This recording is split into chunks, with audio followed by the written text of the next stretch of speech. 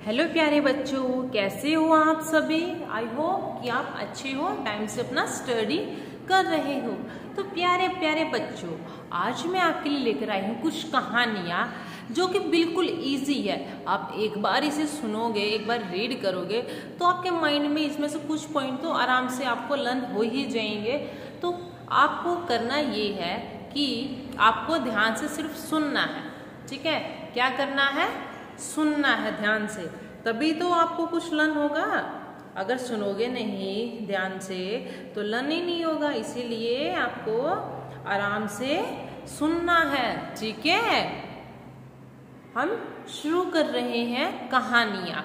तो सबसे पहले जो फर्स्ट हमारी कहानी है, शेर और चूहे की कहानी है।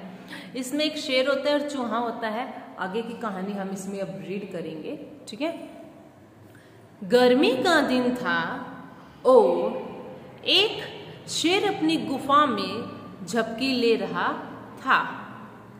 अचानक एक चूहा गलती से उसकी नाक पर चढ़ गया और शेर जैसे खतरनाक जानवर को जगा दिया।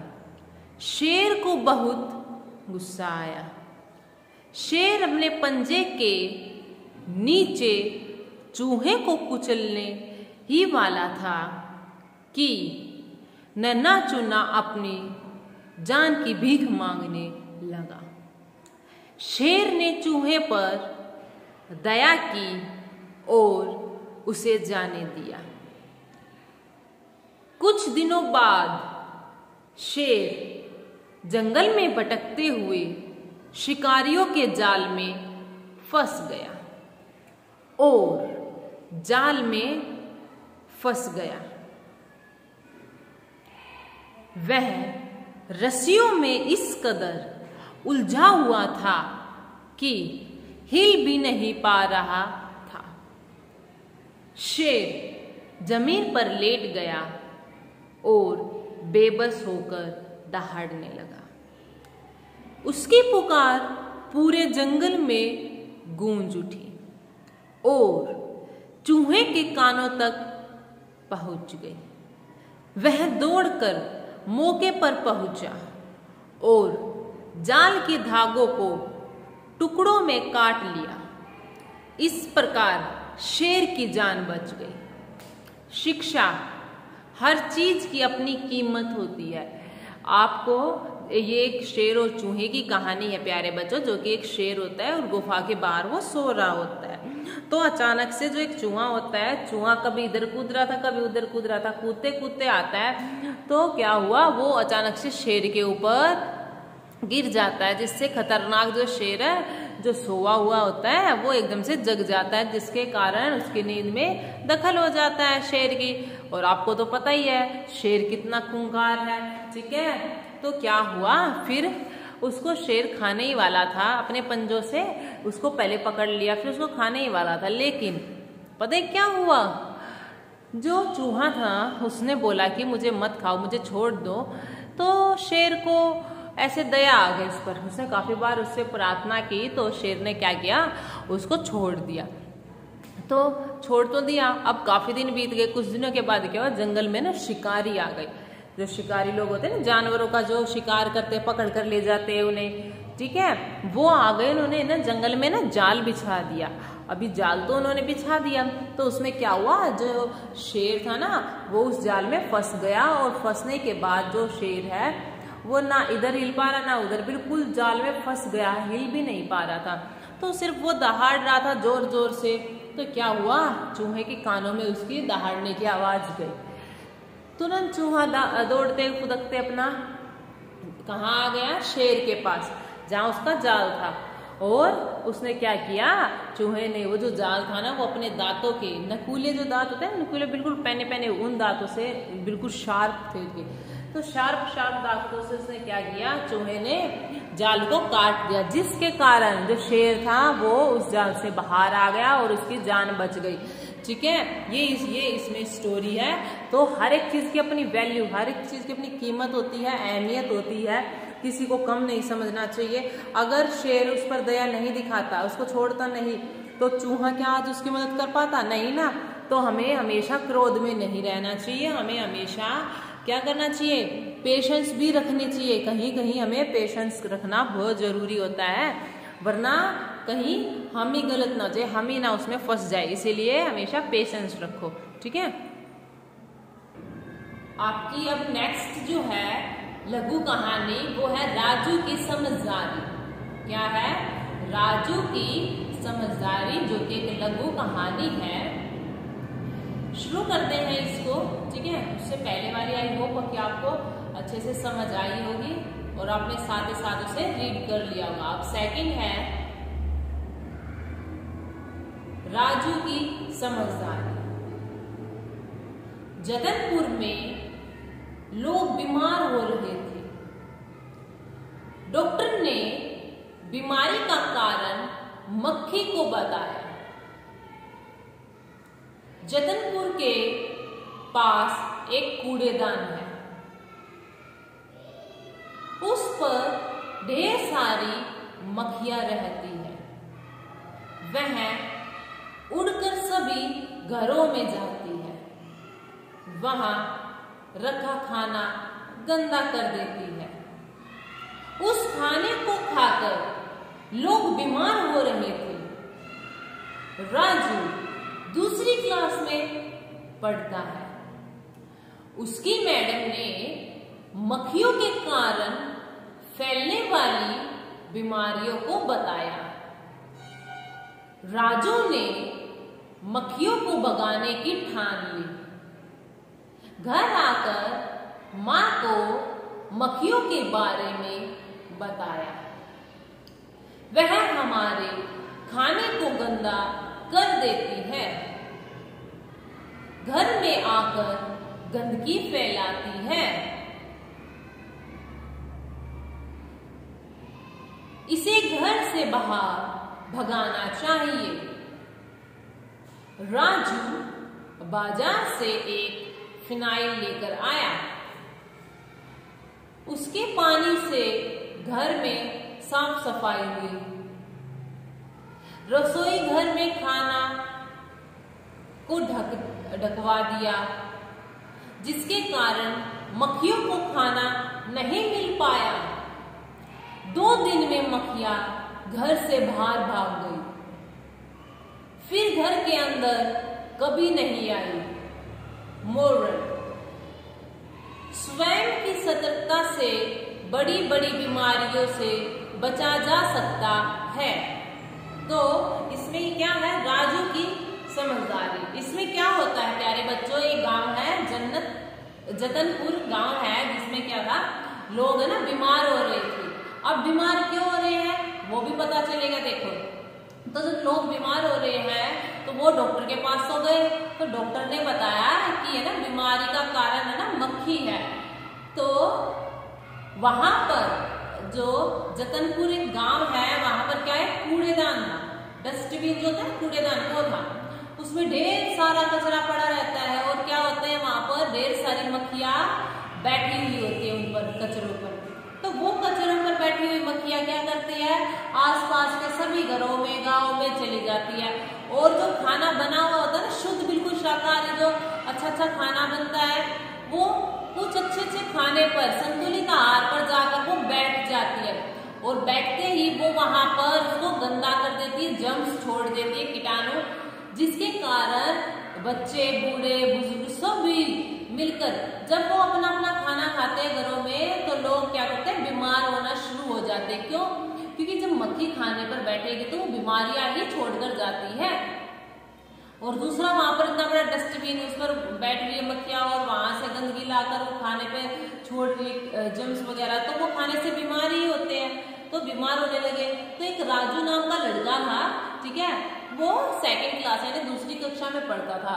उसकी मैम ने ना ये मक्खियों के बारे में बताया था कि मक्खियां जो होती है वो क्या करती है, बीमारियां फैलाती है, खाने को खराब करती है। तो राजू ने अपनी माँ को बताया। तो क्या हुआ, राजू है ना अपना बाजार गया और वहां से फिनाइल की बोतल लेकर आ गया। उसने क्या किया, उस फिनाइल की बोतल से घर में साफ सफाई अपना करना शुरू कर दिया, पोछा वगैरह लगा दिया, जिससे घर में फिनाइल की स्मेल हो चुकी थी।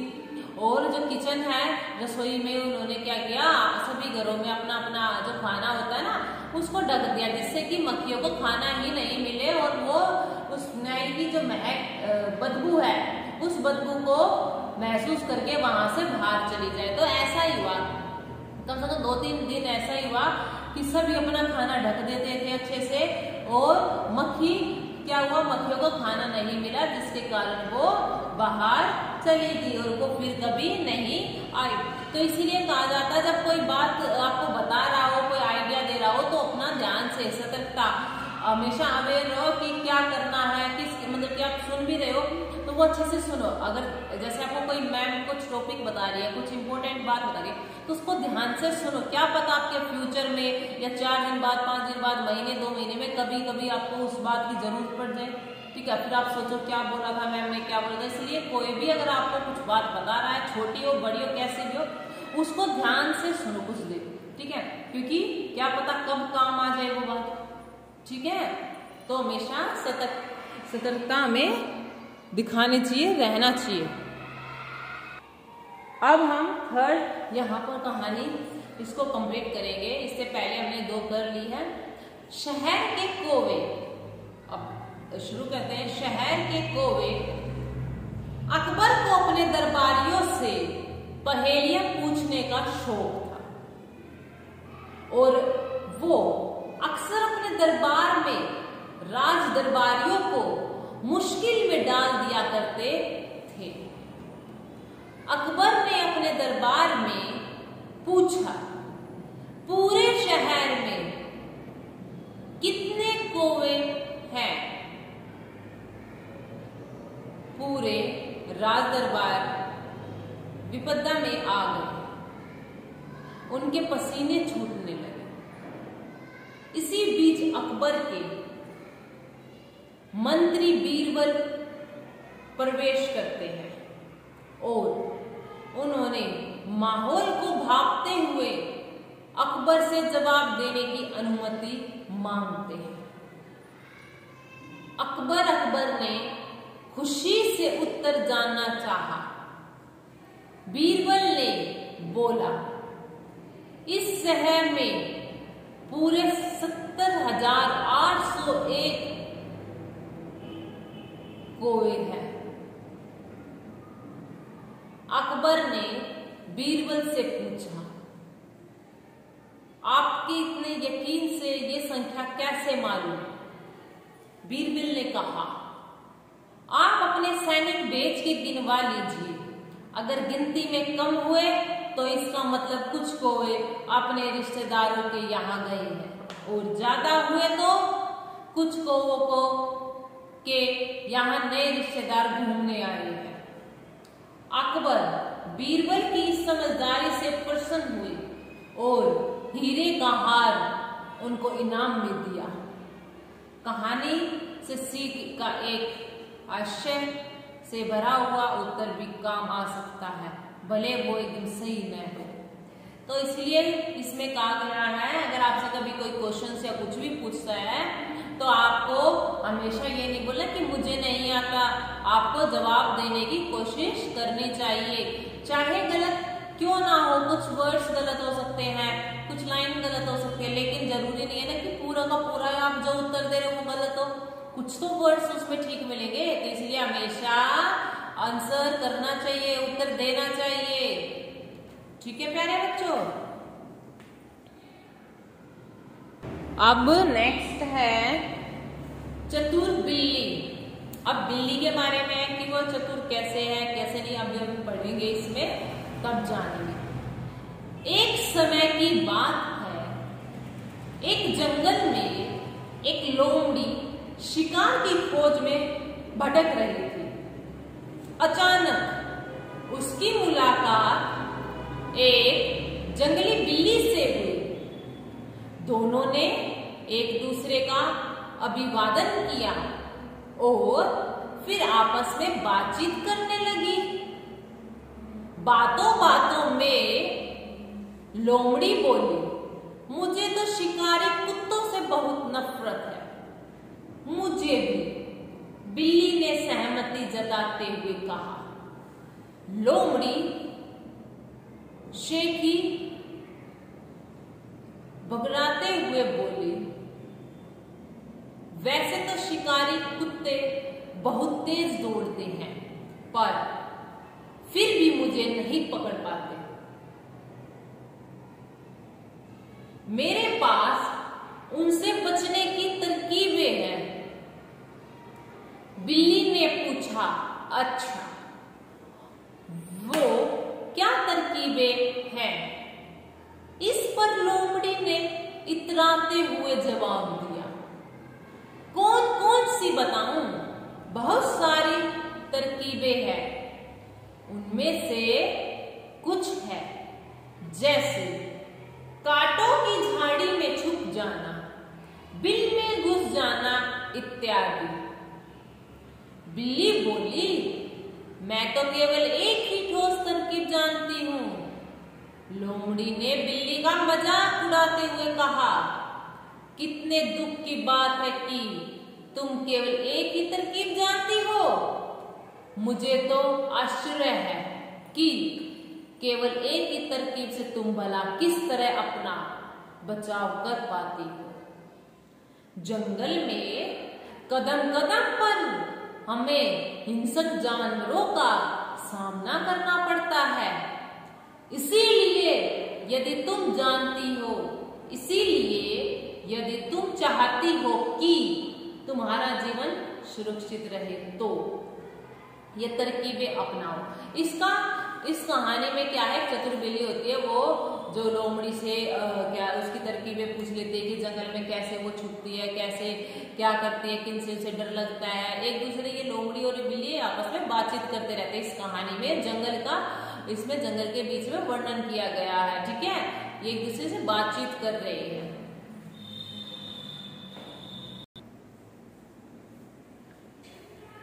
आगे है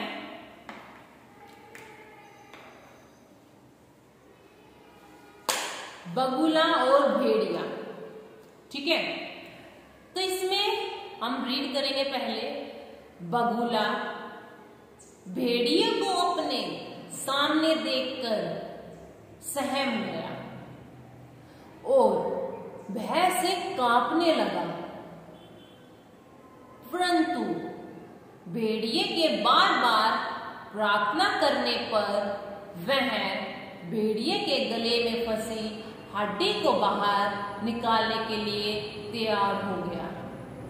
उसने सोचा कि शायद भेड़िया अपनी जान बचाने के बदले कुछ इनाम दे ही दे। बगुले ने अपनी लंबी चोंच भेड़िए के मुंह में डालकर गले से हड्डी निकाल दी और भेड़िए की जान बच गई। बगुले ने भेड़िए से कहा, अब मेरा इनाम दो। चालाक भेड़िया बोला कि मेरी तरफ से तुम्हें सबसे बड़ा इनाम यह है कि मैंने तुम्हारी जान बख्श दी, तुम्हें मारा नहीं। शिक्षा यानी कि सीख क्या मिलती है इससे? सीख, अपने दुश्मन पर कभी भरोसा नहीं करना, इससे यह सीख मिलती है। इसमें क्या होता है, एक बगुला होता है और एक भेड़िया होता है। जो भेड़िया होता है वो आपको पता है शिकार करता है, तो क्या हुआ उसके गले में ना कुछ हड्डी मतलब कि अटक गई, ठीक है। तो हड्डी जो होती है वो फंस गई। तो बगुला जो था उसको तो वैसे ही डर लग रहा था भेड़िया को देखकर, उसको तो वो तो कांपने लगा बिल्कुल। तो क्या हुआ, जो ये भेड़िया ना इसने काफी रिक्वेस्ट की, प्रार्थना की किससे? बगुले से कि मेरे गले में जो वो क्या कहते हैं हड्डी फंसी हुई है उसे निकाल दो। तो ऐसे काफी बार प्रार्थना करने के बाद जो बगुला है उसने उसकी प्रार्थना को स्वीकार किया और उसके गले में क्या थी, जो हड्डी फंसी थी उसके लिए उसको निकालने के लिए रेडी हो गया, तैयार हो गया। तो उसने क्या किया, बगुले ने अपनी लंबी लंबी जो चोंच थी वो भेड़िए के मुंह के अंदर डाल दी, जिससे क्या हुआ, हड्डी बाहर निकाल दी। किसने? बगुले ने हड्डी बाहर निकाल दी। तो उसके बाद जो ये बगुला था काफी खुश था, क्यों? क्योंकि उसने हड्डी निकाल दी जिसके कारण भेड़िए की जान भी बच गई। तो खुश इसलिए था कि मैंने जान बचाई तो मेरे को इनाम मिलेगा। लेकिन उसने जब बगुले ने भेड़िए को कहा कि मेरा इनाम, तो भेड़िए ने कहा कि तुम्हारा इनाम यही है कि तुम्हारी जान बख्श दी। जब तुम मेरे मुंह के अंदर अपना सिर दिए हुए थे तो मैंने तुम्हारी जान नहीं ली।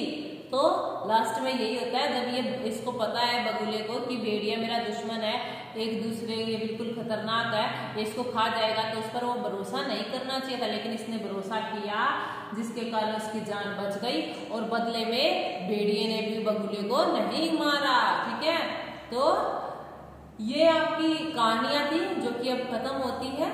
आपको वीडियो अच्छी लगी हो, ये जो कहानी है वो अच्छे से समझ आई हो, तो इसको जितना हो सकता है उतना जल्दी शेयर कीजिए और चैनल को सब्सक्राइब कीजिए। ठीक है प्यारे बच्चों, बाय, थैंक यू।